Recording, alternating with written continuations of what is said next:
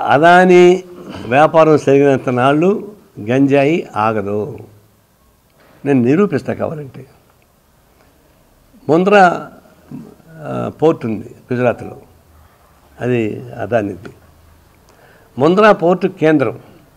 అటు ఆఫ్ఘనిస్తాన్ నుంచి పాకిస్తాన్ నుంచి టెర్రరిస్ట్ అంతా కలిసి గంజాయిని ఎక్స్పోర్ట్ చేసి ఆ కేంద్రంలో పెడతారు.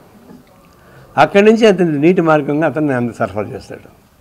ఎందుకు తీసుకుంటున్నాడు అనుకున్నావు? ముంద్రా పోర్టు సముద్రం నిర్మాణం ఉంది. మరి గంగవరం పోర్టు ఆయనే కొనుక్కున్నాడు, కృష్ణవరం పోర్టు ఆయనే కొనుక్కున్నాడు, మచిలీపట్నం పోర్టు ఆయనకే అవుతా ఉంది, ఇంక కొత్త పోర్టు ఇంకోటి ఆయనకి వస్తుంది. చివరికి ఏడాడో పాండిచేరిలో ఉన్నటువంటి చిన్న పోర్టు అది కూడా దబాయించి లాక్కున్నాడు, బ్లాక్మెయిల్ చేసి. ఎందుకు? రోడ్డు మార్గంగా గంజాయి సరఫరా అయితే పట్టుకుంటారు, సముద్ర మార్గంగా అయితే పట్టుకోవడం సాధ్యం కాదు.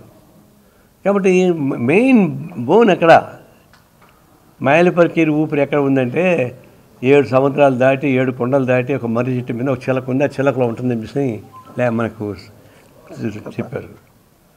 ఆ చిలకను పట్టుకుంటే మొత్తం పోతుంది. ఇప్పుడు ఆ చిలక ఎవరంటే అదాని పట్టుకుంటే ఎఫెక్ట్ ఎవరికి వస్తుంది? మోడీ పోతాడు. ఎందుకు? ఆయనే కదా మొత్తం సహకరించేది. కాబట్టి ఈ గంజాయిని గురించి మీరు ఎన్ని మాట్లాడినా, ఎన్ని మధ్య సీట్లు వేశారండి. తెలంగాణ గవర్నమెంట్ సీట్లు వేసింది, ఆంధ్ర గవర్నమెంట్ సీట్లు వేసింది. ఆ సీట్లు వేస్తారు కానీ ఆ సీట్కి పవర్ ఏంటి? వాళ్ళు ఎంక్వైరీ చేసి గవర్నమెంట్కి ఇచ్చేస్తారు, మీ ఇష్టం అని. వాళ్ళకి హక్కులే ఉండవు. అదే జ్యుడిషియల్ ఎంక్వైరీ అయితే వాళ్ళకి హక్కులు ఉంటాయి. అది చేయరు పొరపాటు కూడా. ఎందుకంటే వీళ్ళే కదా, ఏ పార్టీ అధికారం ఉన్నా కూడా ఈ దొంగలు దానిలో ఉంటారు.